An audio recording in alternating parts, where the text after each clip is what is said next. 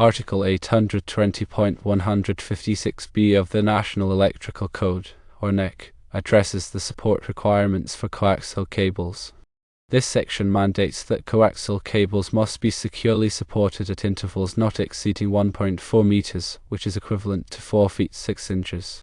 The primary purpose of this requirement is to ensure the cables are adequately supported to prevent physical damage and maintain the integrity of the cable installation. Although the NEC does not explicitly forbid running coaxial cables at an angle to joists, it does emphasize the importance of secure support. If the angled installation raises concerns about potential damage or dislodgement of the cables, it is advisable to implement additional support measures. This might involve installing extra cable supports along the angled run to maintain proper spacing and prevent sagging or strain on the cables.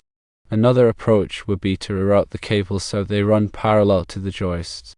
This configuration often simplifies the support process and reduces the risk of physical damage, as the cables can be easily secured to the joists using appropriate fasteners. When installing coaxial cables, several factors should be considered to ensure compliance with the NEC and to guarantee a reliable and safe installation. Firstly, the type of cable support used is crucial. Various types of cable supports are available, including cable ties, straps, and clamps. The choice of support should be appropriate for the size and weight of the cable and should be designed to prevent damage to the cable jacket. Metallic and non-metallic supports are available, and the selection should be based on the environmental conditions and the specific requirements of the installation. Secondly, the spacing between supports must adhere to the NEC requirement of no more than 1.4 meters or 4 feet 6 inches. This spacing ensures that the cable is adequately supported along its entire length, preventing sagging and reducing the risk of physical damage. In areas where the cable is subject to movement or vibration, closer support intervals may be necessary to provide additional stability. Thirdly, the method of securing the cable to the supports is important. Cable should be securely fastened to the supports without compressing or damaging the cable jacket. Over-tightening cable ties or straps can cause deformation of the cable, which can affect its performance and lifespan. Use appropriate tools and techniques to ensure that the cables are properly secured without causing damage. Fourthly, protection against physical damage is a key consideration. In areas where cables are exposed to potential physical damage, such as in unfinished basements or near walkways, additional protection may be required. This can include using conduit or other protective enclosures to shield the cables from impact, abrasion, or other forms of physical stress. The NEC provides guidelines for protecting cables in various environments, and these guidelines should be followed to ensure a safe and reliable installation.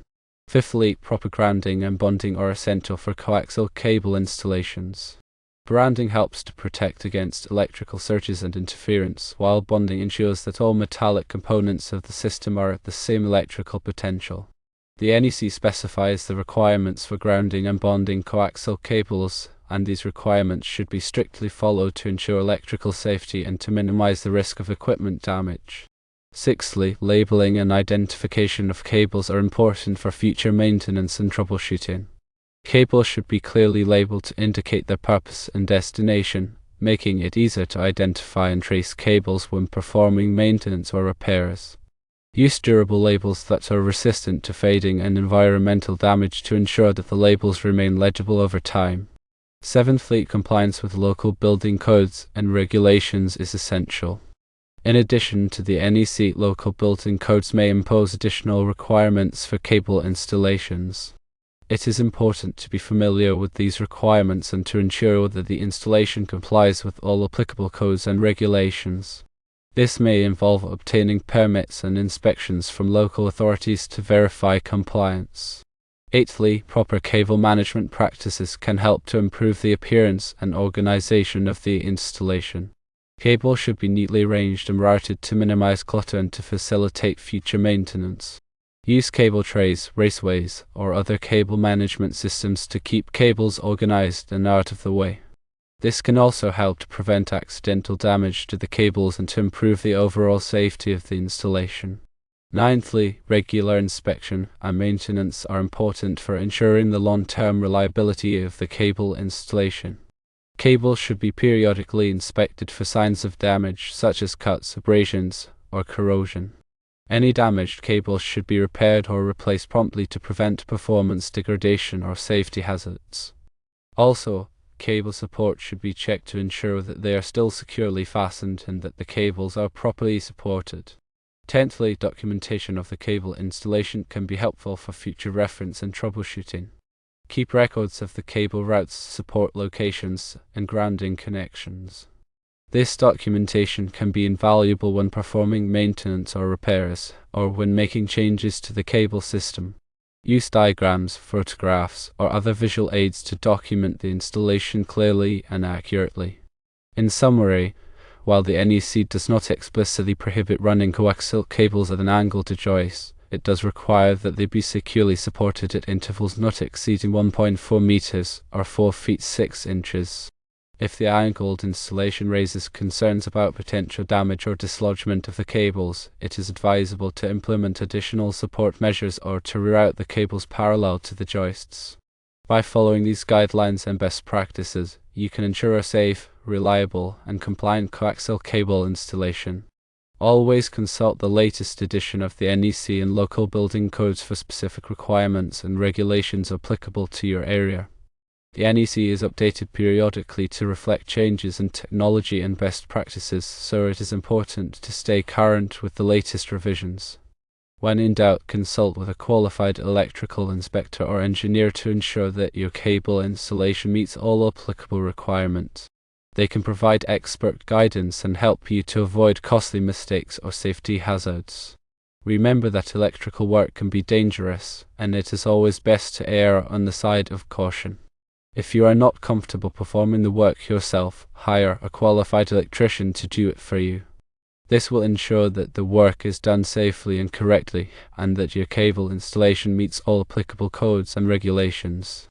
Ultimately, the goal is to create a safe, reliable, and compliant cable installation that provides years of trouble-free service. By following the guidelines and best practices outlined above, you can achieve this goal and protect your property and your family from electrical hazards.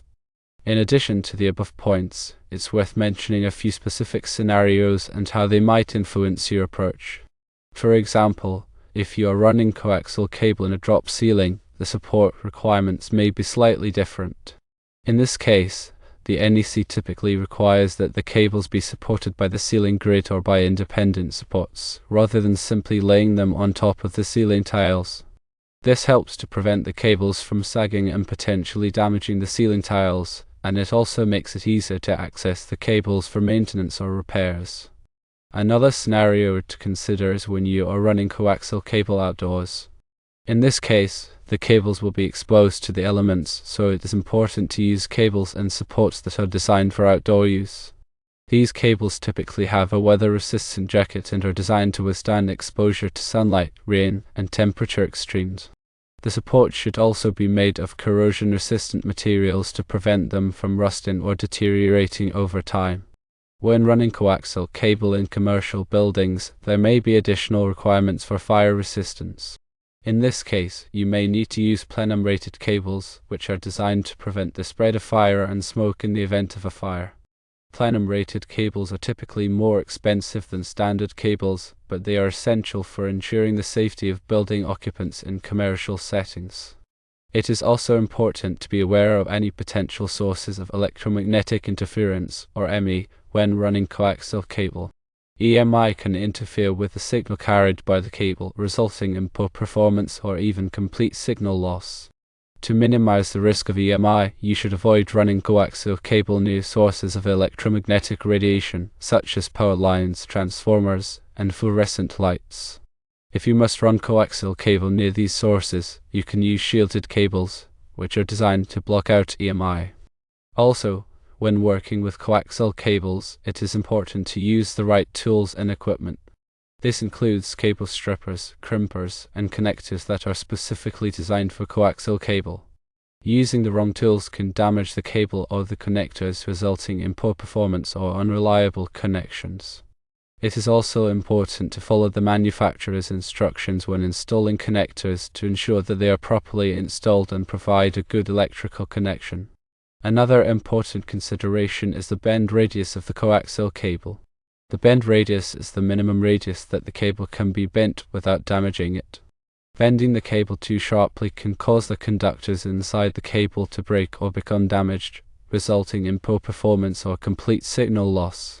The manufacturer's specifications for the cable typically indicate the minimum bend radius, and it is important to adhere to these specifications when installing the cable. Finally, it is important to remember that electrical work can be dangerous, and it is always best to err on the side of caution. If you are not comfortable performing the work yourself, hire a qualified electrician to do it for you. This will ensure that the work is done safely and correctly, and that your cable installation meets all applicable codes and regulations. They can also provide valuable advice and guidance on how to ensure the long-term reliability and performance of your cable system. For additional resources, consider checking with the Consumer Product Safety Commission, or CPSC, on safe practices. It is also good to check your own local and state electrical codes and consult with a licensed professional as necessary. The information is not exhaustive and is just a general guideline, and you should always check the NEC for the latest information on the subject.